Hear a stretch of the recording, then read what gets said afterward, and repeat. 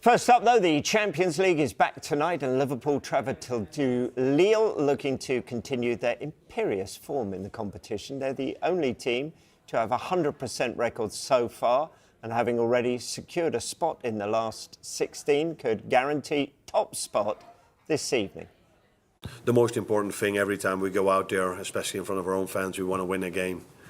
And with this new setup, you think that ending up number one is the best position to end up with. But because it's such a strange league table, because, for example, I think I'm right, if I look at Paris Saint-Germain, every week I think they have the hardest team to face.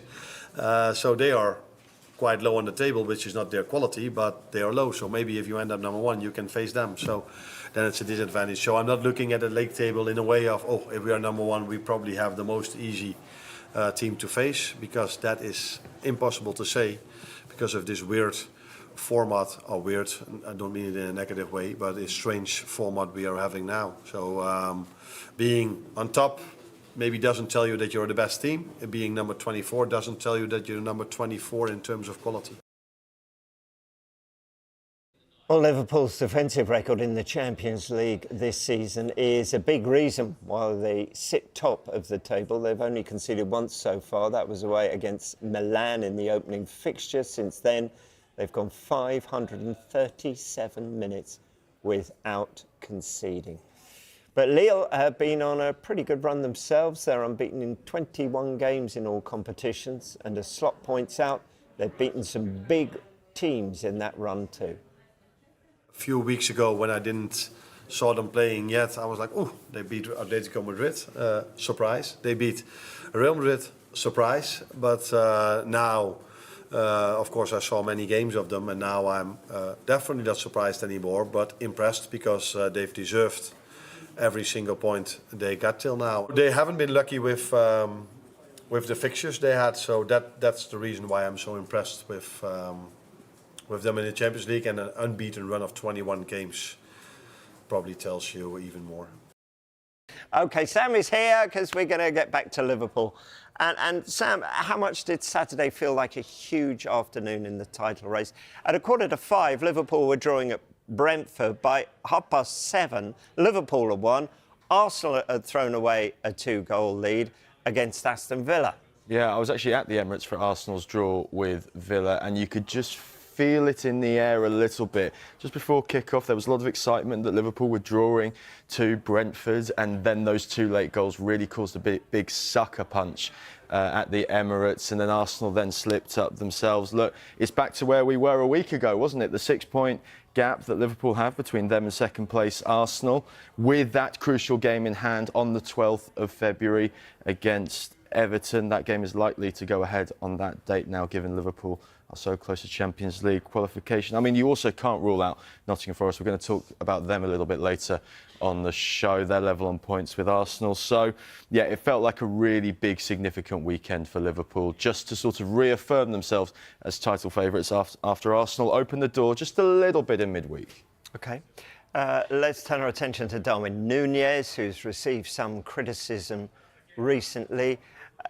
Did it feel like he needed that moment against Brentford? Could this be a spark for him? 100%, because Darwin Nunes this season had been going pretty poorly. He was, this goal against Brentford was a well-taken strike, but he had fallen behind the likes of Cody Gakpo, Luis Diaz, and the returning Diogo Jota from injury in the striker-forward pecking order. But these two goals against Brentford could end up being the crucial moments in the title race. And yeah, it's a really positive signs for Nunes, because Liverpool have a lot of firepower going forward. There is competition for places, but he put himself right in the mix there. Yeah, and look at the other teams in it, Darwin Nunes being the kind of link here. You look at Arsenal in particular at the weekend, Forest, maybe even Manchester City. Their bench that Liverpool have, their starting 11 are pretty impressive.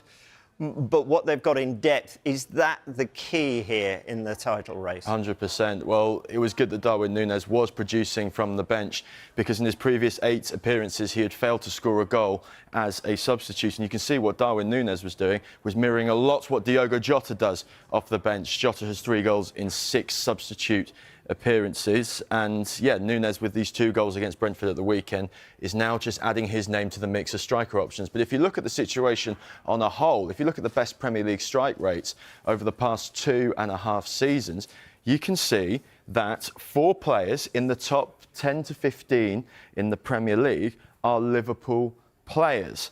And as you can see, not any Arsenal players in that list at all. So you're right, this could be the real crucial difference, that yes, Liverpool have loads of forwards, lots of competition for places. Must be a headache for Arna Slot at times, but you know that whoever you have in that front 3, they're going to produce goals, and Arsenal really lacking in these sort of individuals at the moment. Yeah, I heard your pause and I had to double check there as well.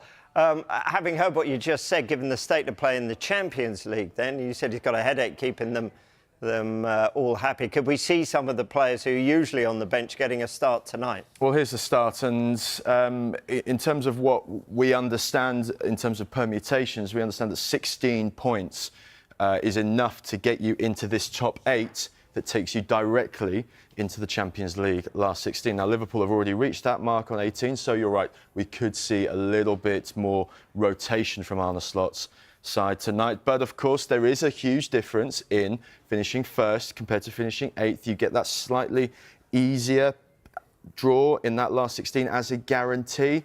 So it's still important for Liverpool to go and get the result tonight. But again, there are bigger fish to fry in terms of the Premier League, in terms of the Carabao Cup, in terms of the FA Cup. This is the huge context that January provides. So yeah, I'd expect to see a rotated side. OK. Will Lille, though, be a tough opponent at Anfield tonight? How are they getting on in their season? Who should we be looking out for? Well, there's a couple of familiar faces to look out for. Angel Gomez, recently called up to the England squad. He's produced some really good performances as a sitting and attacking midfielder. But I want to focus on this player, Jonathan David, because all you have to do is look at his strike numbers at the moment. The Canadian striker has just turned 25. Has one of the best goal records from last year. You can see only Salah, Kane and Mbappe managed more goal involvements, that's goal or assist, than Jonathan David in 2024. And what's interesting, David has 6 months left on his contract. He's able to speak to foreign clubs. Will those foreign clubs be Premier League clubs after seeing him tonight? It's quite interesting. Jonathan David has a goal or assist every 86 minutes. So Liverpool will do really well to keep him and this Lille team off the score sheet tonight, despite their excellent defensive Champions League record.